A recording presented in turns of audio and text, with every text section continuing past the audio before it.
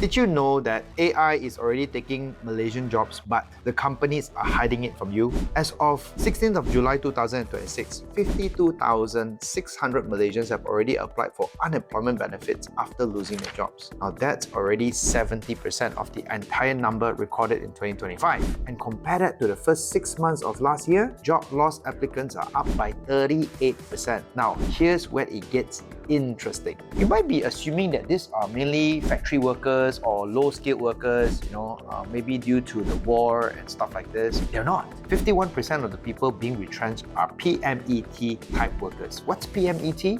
Professionals, managers, executives, and technicians. Just look at the numbers. 13,461 professionals, 7,104 technicians, 6,165 managers. These are people with qualifications, people with experience, people who were told all their lives, study hard, get a degree, get a good job, and you will be safe. So what is really happening right now? Most companies are giving you a very nice answer. We are restructuring.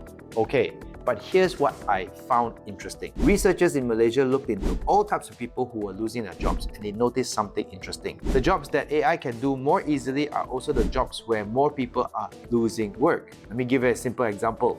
Imagine a company who has 10 people in the finance department. Every month, these 10 people have to prepare reports. They collect numbers, they put into the Excels, they put into the PowerPoints, they write the summaries for the managers. Now AI comes in. Suddenly, one person can generate the whole report. AI analyzes the numbers, they prepare the slides, AI writes out the first draft for management summary, and you ask yourself right now, do you really still need 10 people? Maybe they only need 7, maybe they only need 5. That's the danger. And this is what Malaysian research is now starting to show. For jobs that AI can take over the actual work, the work losses are about 50% higher than normal.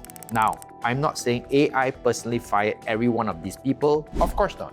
I'm saying something much simpler. So when people tell you, don't worry, AI doesn't replace jobs, AI only helps people become more productive. Correct. If AI helps one person do the work for 2 people, eventually someone has to be asked, why are we still paying 2 salaries? That's where AI becomes restructuring, and restructuring becomes retrenchments. And if you still don't believe me, just look next door. Singapore's Minister of Manpower and said companies are expanding their technology teams, while at the same time restructuring other PMET roles that have become easier to automate. Read that again, easier to automate. Standard Chartered has announced plans to cut more than 7,000 corporate function jobs by 2030, around 15% of the roles, and the bank explicitly linked those to AI and automation. One of the affected operating centers?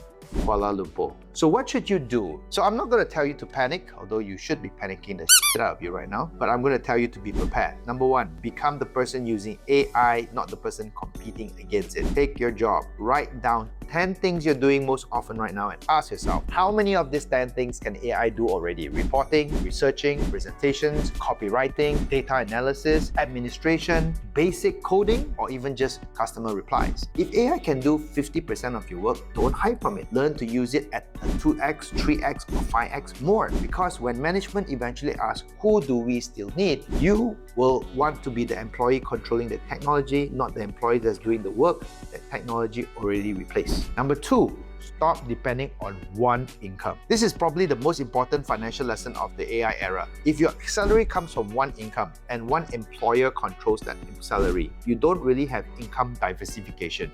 You have one customer, your employer. Start building something outside of your salary. Investments, side business, dividend income, rental income, skills that you can monetize independently wherever it suits you. You don't need to quit your job. In fact, I think you should do the opposite. Use your salary while you still have it to build assets that eventually reduces your dependency on the salary. And number 3, build capital before you need it. Don't wait until HR gives you that retrenchment letter. It's too late. Build an emergency reserve right now. Reduce stupid debt and start accumulating investable capital. Start learning how to make your money produce income, because if tomorrow you lose your salary, the person with a 5,000 in the bank has completely different problems than the person who has a 100,000 asset creating cash flow. AI is changing employment. You cannot control that. Your company may restructure. You cannot control that. Your industry may change. You cannot control that, but you can control how valuable you become, how many income streams you build, and how much capital you accumulate. And that's why I think the biggest risk today is not AI taking a job. The biggest risk is AI takes your job before you've built anything outside of your job. That's the real danger. And unfortunately, for tens of thousands of people, this conversation is already started. Okay, so tell me what you think about what I've just shared. You can drop a comment below, hit the like button, and share it to friends who you think might be affected by this.